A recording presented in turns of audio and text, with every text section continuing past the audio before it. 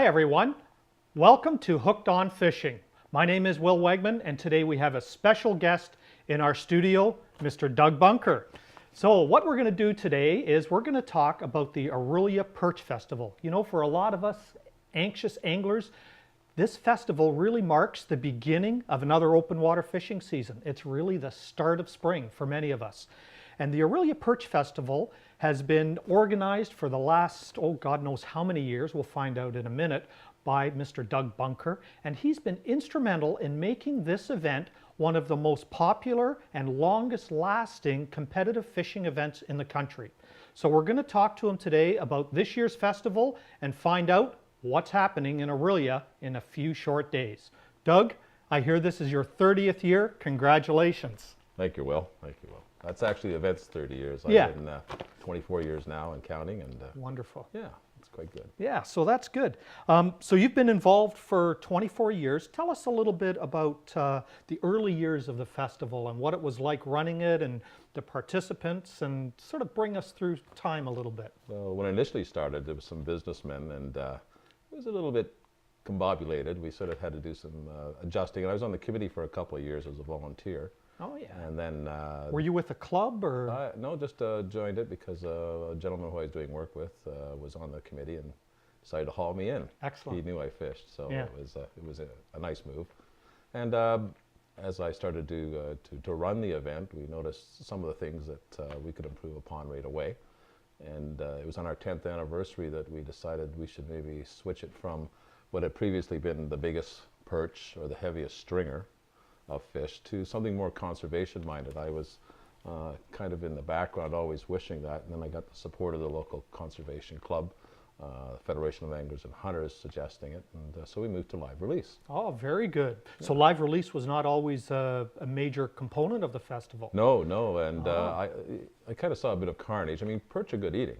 Yeah. That's where it all started. Sure. But it just seemed a little bit more of a good idea and stewardship of what's going on. Of course, it changed a bit of the attitude towards it. Some of the diehards were critical, but I found that in a few years they came back, as well as it was more inviting to families and less of a competition to spend all day looking for big fish than all you need to do is go fishing and bring one in alive. That's great. Yeah. Yeah. So it's been very well accepted, I guess, by it's now the way it is. Wonderful. Yeah. That's great.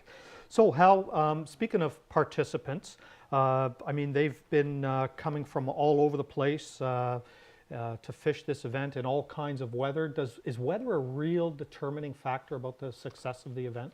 To some extent, yeah, because anything that's outdoor, of course, and at that time of year, could be instrumental in the comfort zone, as I call it. And if you've got kids and they're out there, you want them to make it an enjoyable experience. I mean, perch are very cooperative fish that way. They're easy to catch, and that's the one thing we noticed about this event with the family fishing aspect, is they found it very easy to do. Kids were happy, and the little kid, 3 years old, catch a perch and watch it for an hour in a bucket.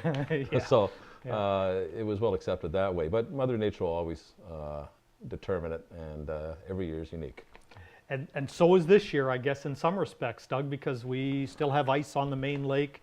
Boy, I was ice fishing still a week ago, so we're a little bit late, but this weather is looking promising. What do you think about all this ice out there? Well, this won't be the first time. Yeah. I've had 5 occasions where the ice is still predominant. I've seen anglers, when I first started, just drive their boats up to the edge of the ice and throw their anchor on it and proceed to catch fish. So I thought, well, they're there. I guess it's just the ice is sort of a deterrent to some, or limits the amount of space that we can take. Of course, we have all the tag fish in there too, and that's another part of the prize structure. And so when they asked where the tag fish are, I said, wherever the open water is. There you go. Yeah. So, and I guess the Atherley Narrows itself is open? Yes, it is. So anglers can, I mean, worst case scenario, if they want to fish in the Narrows, and there's lots of fish in the Narrows, they can do that, right? Exactly, yeah. There you go. Yeah. So, yeah. So you're not going to get skunked, as they say, but a little more effort. Absolutely. Yeah. Yeah, that's good.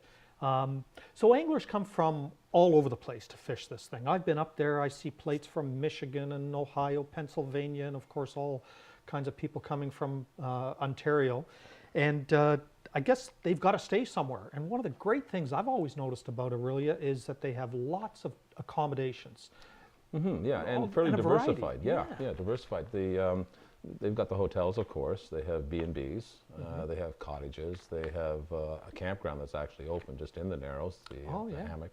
So all sorts of different styles of accommodations are there. And because we're sort of just outside the city limits, we're sort of in the cottage country, that's really what predominates and does, obviously at a time of year when it could be quiet, we fill some of these rooms. Oh, that's right. So it's sort of the off-season in many respects. So these accommodations, folks, the hotels, bed and breakfast, they must really appreciate this kind of business at that time of year in particular. Yep, and they reciprocate. They have perch specials. Oh, yeah. So if you say you're a fisherman, oh yeah, you get the special rate. So, oh, very good. Like the fishermen. Yeah, anglers love that, don't they? Just to be treated a little bit special. Those little things make all the difference, and we hear all about it too, so it's good. Yeah, that's great. So the festival no doubt brings in anglers from all over the place who spend money not just on accommodations, but on meals, on gas to get around, on tackle. Has the festival ever had some kind of economic impact study to see what the contributions from these anglers really are?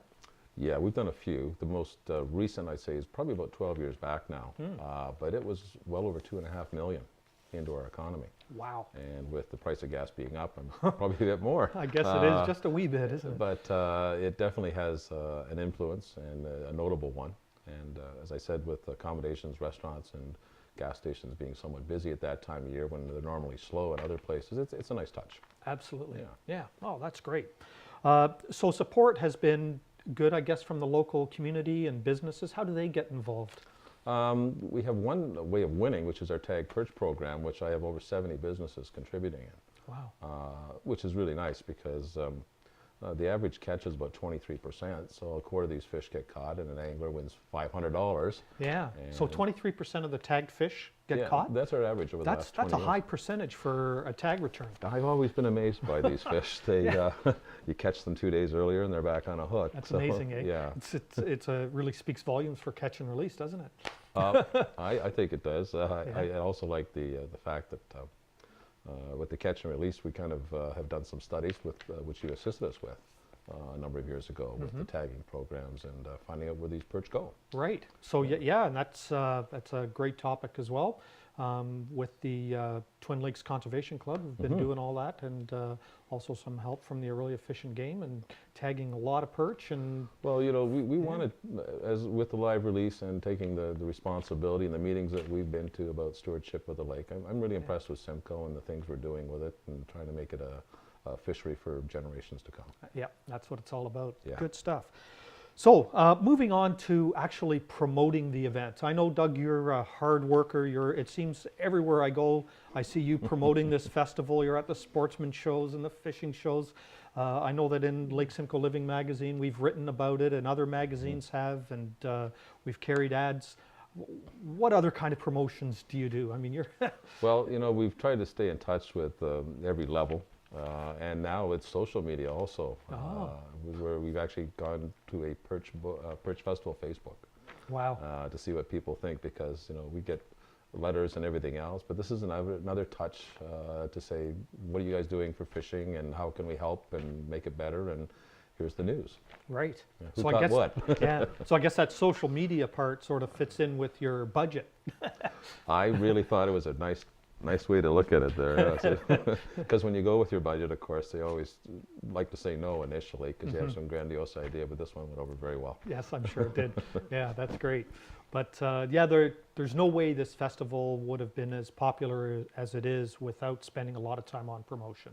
So you've obviously done a great job with that to make it the success that it is. I appreciate that. Thank you. It's a simple philosophy: be seen and be heard, and that's marketing. There you go. Yeah, very good. So let's talk about the festival itself for 2011. It's the 30th anniversary. That's a big deal. When does it start and how long does it last? Well, it's a 22-day event starting on April 16th. It goes to May 7th. Wow. The day before Mother's Day. We're not supposed to fish Mother's Day, there you right? go. So, in those 22 days, an angler can fish one day or 22 at the cost of $20 for an adult and $5 for a kid who are 15 and under during the event. And they enter their fish on a daily fishing day type of thing, and every day they do that, there are a multitude of draws. So They can win thousands of dollars in prizes, product, you name it. There's a whole list of things they could win. And if you want to get more information, you can go to Orillia.com and just go to Perch Festival under Festivals and Event, and you can download the book.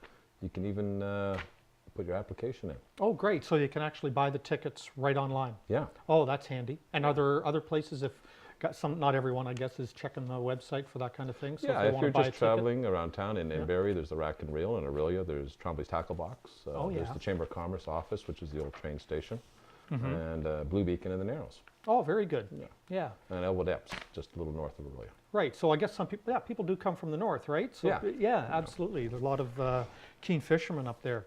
So if, what I've always been amazed at is that there's so much water. Let's say the water opens up and you're coming from the Golden Horseshoe, or you're coming from the U.S. or even from parts of Ontario that you've never fished right there. All that water, where do you start? You've got Couchiching on one side, loaded with fish, and Simcoe on the other. Well, just to simplify that, I usually say, see those boats out there? That's where the fish are. Perfect. Because it is still fishing. They usually are anchored, and jig fishing, they can congregate in mass, literally. And the camaraderie level is what impresses me out there. We'll go out with the boat and ask questions, and they're talking to each other, and they're asking questions. So it's a real friendly atmosphere. Oh, definitely. Yeah. So that's great. It's not like all the competitive fishing events that I'm involved with, where it's cutthroat. Not like those. No. It's grassroots. In fact, we were doing a bit of a study a number of years ago on who fishes this event, and I say we get them up to 18, then they go pro to 35, then they have kids and come back. Wonderful.